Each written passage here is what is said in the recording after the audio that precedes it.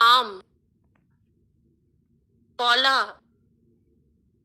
সবেদা, পেয়ারা, কমলা লেবু, আপেল, আঙ্গুর, বেদানা, নারকেল, তরমুজ, আনারস, স্ট্রবেরি, কাঁঠাল, পিচ ফল, চেরি ফল, লিচু, পেঁপে, আখরোট, আতা, টমেটো, পেঁয়াজ, কুমড়ো, আলু, মটর,